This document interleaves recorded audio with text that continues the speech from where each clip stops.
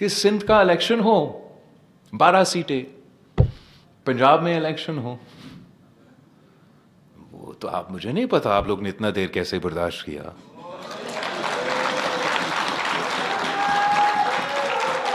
لیکن کسی پہ وہ زبردستی تو لاگو نہیں کر سکتے، لیکن میری نظر میں یہ ایک اپروپریٹ طریقہ ہے جس سے ہم موجودہ جو سیاسی بحران ہے، جس کیفیت میں ہم موجود ہے، کہ اس راستے کے اپناتے ہوئے ہم ریاست کو موقف کو بھی سامنے رکھتے ہوئے اور جو احتجاج کرنے والے ہیں ان کے لیے بھی ایک ایسا طریقہ کار جہاں ایک ایسا فورم موجود ہو جو میرٹ پہ شکایتیں اور الزامات اور ہر سائڈ کے الزامات کے بارے میں انویسٹیگیٹ بھی کر سکے، حقیقت عوام کے سامنے لے کر آئے اور پھر حقیقت کے مطابق ہم آگے بڑھ سکتے ہیں. اس کے موجودہ حالات میں الیکشن آزاد کشمیر میں لڑنا مشکل تو ضرور ہے،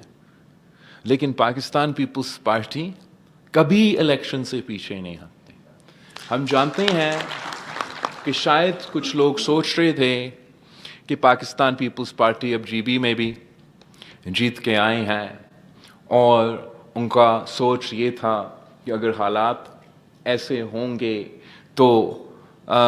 پاکستان پیپلز پارٹی کی قیادت اس طریقے سے کیمپین نہیں کر سکیں گے جیسے گلگت بلتستان میں کیمپین کیا. لیکن یہ تو ان کا غلط فہمی ہے. میں یہاں ہوں، کہیں نہیں جا رہا ہوں. امید ہے کہ مسئلہ حل ہو، لیکن حل ہو یا نہ ہو میں اپنے کشمیری عوام کے ساتھ رہوں گا، پاکستان پیپلز پارٹی کے کارکن کے ساتھ، آپ میرے عہدیداروں کے ساتھ، اور الیکشن تک ہمارا ساتھ ہے. اور انشاءاللہ تعالی الیکشن کے بعد ہم مل کے حکومت بھی بنائیں گے اور تمام حالات کو ہم سنبھالتے رہیں گے.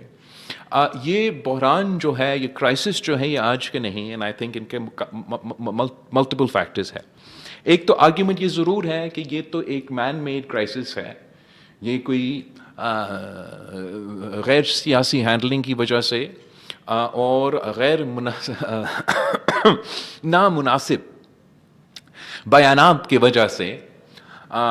یہ کرائسس اس پوزیشن پہ آیا ہے. اور میں بالکل سمجھتا ہوں کہ دس از فیڈرل منسٹرز میڈ کرائسس، انہی نے اب اس کا ایسے کردار ادا کرنا ہے جس سے ہم سب راستہ نکال سکے. لیکن underneath there are definitely endemic issues that need to be addressed. میں ابھی الیکشن جیت کے آیا ہوں گلگت بلتستان میں، اور گلگت بلتستان میں اپنے جو منشور ہیں، اپنا جو موقف ہے، اپنا جو نظریہ ہے، کسی جیک کمیٹی کا ہونے سے پہلے، یہ تو 2022-23 میں، تو 2020 میں 2019 میں اس سے پہلے جو منشور بنا 2020 کے گلگت بلتستان کے الیکشن سے، میرا پاکستان پیپلز پارٹی کا نعرہ ہے کہ حق حاکمیت، حق ملکیت، حق روزگار.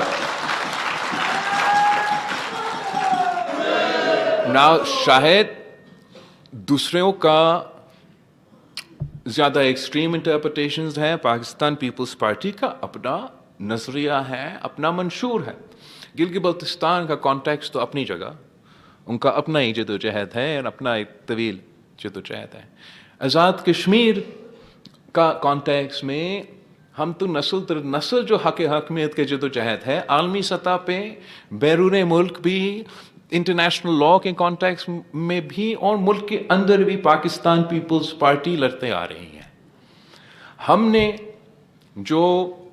عالمی سطح پہ حق حاکمیت کا جد و جہد، آزاد کشمیر کا، مقبوضہ کشمیر کا مل کے جو جد و جہد ہم لڑ رہے ہیں جموں اینڈ کشمیر کے لیے، وہ رائے شماری کی صورت میں، وہ سیلف ڈٹرمنیشن کی جد و جہد کی، رائٹ ٹو سیلف ڈٹرمنیشن کی جد و جہد کی صورت میں، وہ جد و جہد قائد عوام شہید ذوالفقار علی بھٹو نے لڑا بحیثیت آپ کا وزیر اعظم، بحیثیت آپ کا وزیر خارجہ. وہ جد و جہد شہید محترمہ بینظیر بھٹو نے لڑی تھی بحیثیت آپ کے وزیر اعظم. شہید بی بی نے تو آزاد کشمیر کی آبزرور سٹیٹس دلوائی تھی OIC میں. قائد عوام نے، جیسے یاسین صاحب کہہ رہا تھا، پاکستان کے اندر یہ صدارتی نظام اور جوائنٹ سیکرٹری کے نیچے جو آزاد کشمیر چلتا تھا وہ نظام ختم کر کے آپ کو پارلیمانی نظام دے دی، اور جو آپ کے حق حاکمیت کا پاکستان کے اندر کا جد و جہد، اس کا بھی قیادت قائد عوام شہید ذوالفقار علی بھٹو، اور عالمی سطح پر کشمیر کے حق حاکمیت کے جد و جہد، اس کا بھی قیادت قائد عوام شہید ذوالفقار علی بھٹو نے کی ہے۔ اب موجودہ صورتحال میں ہم ایک انچ پیچھے ہٹنے کے لیے تیار نہیں جہاں تک آپ کا عالمی سطح کا جد و جہد ہے۔ اور جب میں اس ملک کا وزیر خارجہ تھا، سب سے نوجوان وزیر خارجہ تھا، لیکن پھر بھی چاہے وہ عالمی یونائٹڈ نیشنز میں ہو، چاہے وہ بھارت کا اپنا سرزمین پہ میں موجود تھا، میں کشمیر کے کوز کو، کشمیر کے عوام کے آواز کو بار بار اٹھاتا رہا، وہ تو ہم اٹھاتے رہیں گے، اس پہ تو کوئی دو رائے نہیں ہے۔ اس پہ تو ہم سب کو ایک پیج پہ ہونا چاہیے اور ایک طریقے سے اور ایک انداز سے اپنا آواز اٹھانا چاہیے اور حوصلہ اور ہمت دلوانا چاہیے ہمارے کشمیری بہن بھائی جو ایل او سی کو اس طرف جد و جہد کر رہے ہیں، پاکستان زندہ باد کا نعرہ لگاتے ہوئے شہید ہو جاتے ہیں تو پھر پاکستان کے جندہ میں دفن ہو جاتے ہیں۔ ان کے لیے ہم یہ جد و جہد لڑ رہے ہیں۔ جہاں تک پاکستان کی اندر کی آپ کی حق حاکمیت کی سوال ہے، اس سوال کا جواب بھی، اس کا فیصلہ بھی نہ اسلام آباد کر سکتا ہے، نہ پاکستان کا کوئی اور شہر کر سکتا ہے۔ کشمیر کا فیصلہ کشمیر کرے گا اور کوئی نہیں کر سکتا۔ میں واقعی سمجھتا ہوں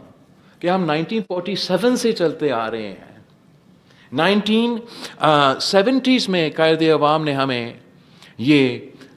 پارلیمانی نظام دیا۔ اب جبکہ ہم 2026 میں ہیں، میں یہ کشمیر کے عوام سے سوال پوچھنا چاہتا ہوں کہ کیا آپ مطمئن ہو؟ آپ مطمئن ہو موجودہ جس انداز سے ہمارا ریاست کے اندر یہ ریاست پاکستان کے ساتھ جو ریاست آزاد کشمیر کا تعلقات ہیں، اگر آپ مطمئن ہو، اگر آپ کہتے ہیں کہ ایسے ہیں تو ایسے ہم خوش ہیں اور ہم چاہتے ہیں کہ ایسے ہی رہے، تو سرانکوں پہ یا آپ کا حکم، آپ کا فیصلہ۔ لیکن اگر آپ کا فیصلہ یہ ہے کہ ہمیں اپنا عالمی جد و جہد کو کوئی نقصان پہنچائے بغیر، اگر ایسا کوئی طریقہ ہے، ایسا کوئی راستہ ہے کہ آپ مزید حقوق آزاد کشمیر کے عوام کو دلوا سکتے ہیں، جس پہ وہ سیاسی طور پہ، معاشی طور پہ اور انتظامی طور پہ مزید مضبوط ہو جائے، اور وہ کسی وفاقی آزاد کشمیر کی وزارت کے پیچھے یا وزیر اعظم کے پیچھے پھرنے کے بجائے، اس چیز کے انتظار کرنے کے بجائے کہ میں نیشنل اسمبلی پہنچوں گا اور اس دن کشمیر کا ٹاپک آئے گا، کہ وہ خود اپنے مستقبل کے فیصلے کرے، وہ خود اپنا قسمت کے فیصلے کرے، تو میرے نقطۂ نظر طریقہ کار موجود ہے جہاں آپ عالمی سطح کا آپ کا جو جد و جہد ہے اس کا تحفظ اپنی جگہ، مگر ملک کے اندر جو آزاد کشمیر کے انتظامی، سیاسی اور معاشی حقوق کے بارے میں اصلاحات کی ضرورت ہے۔ وہ اصلاحات کیا ہوں گے؟ میرے خیال میں ایک الیکشن کے بعد ایک کانسٹیٹیوشنل کنونشن بلایا جا سکتا ہے۔ اس کانسٹیٹیوشنل کنونشن میں یہ سوال رکھا جا سکتا ہے کہ کیا مزید اصلاحات کی ضرورت ہے۔ شروع ہم اگر کرتے ہیں یہ جو رہ گیا ایشو ریزرو سیٹس کے بارے میں، آپ فیصلہ کریں۔ دوسرے کچھ لوگ سمجھتے ہیں کہ نہیں،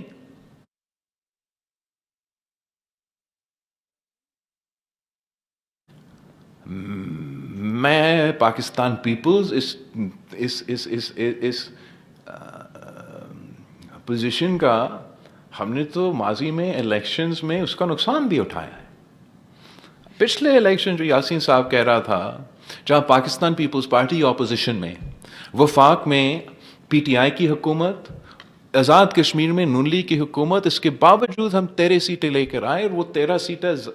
13 سیٹس، ان 13 سیٹس میں سے 12 سیٹیں تو آپ نے لے کے دی مجھے. اب آبویسلی پی ٹی آئی کا دور تھا، سلیکٹ ہی کرنا تھا، انہوں نے حکومت الیکٹ ہی نہیں، تو وہ ان کا اپنا حکومت قائم کرنے میں وہ ریفیوجی سیٹس کا بہت بڑا کردار تھا. لیکن پاکستان پیپلز پارٹی نے کبھی اس پہ اس انداز سے یا کوئی اعتراض نہیں کیا. جبکہ اب خود آپ اس پہ سوال کر رہے ہیں تو بالکل میں کسی کا بلیک مین ہونے کے لیے تیار ہوں. کوئی بندوق کے زور پہ یا دھرنا کے زور پہ نہ آئین ترمیم ہو جاتا ہے، نہ ہم ڈکٹیشن کل ماننے کے لیے تیار تھے، نہ آج ماننے کے لیے تیار ہے، لیکن ڈبیٹ کرنے کے لیے تیار. آپ آئیں کنونشنل کانسٹیٹیوشنل کنونشن میں آئیں، آپ اپنا موقف دیں. میرا نظر میں ہم جو ہمارے مہاجرین کے نمائندے ہیں ان کا وہ ووٹ کا بھی ہم تحفظ کر سکتے ہیں، ان کا نمائندگی کا تحفظ بھی کر سکتے ہیں، اور ساتھ ساتھ اس چیز کا انشور بھی کر سکتے ہیں کہ کشمیر کا فیصلہ تو کشمیر ہی کرے. کوئی اور ملک نہیں، کوئی اور صوبہ نہیں، کوئی اور علاقہ نہیں جو یہ برداشت کرے کہ سندھ کا الیکشن ہو 12 سیٹیں، پنجاب میں الیکشن ہو. وہ تو آپ، مجھے نہیں پتا آپ لوگ نے اتنا دیر کیسے برداشت کیا.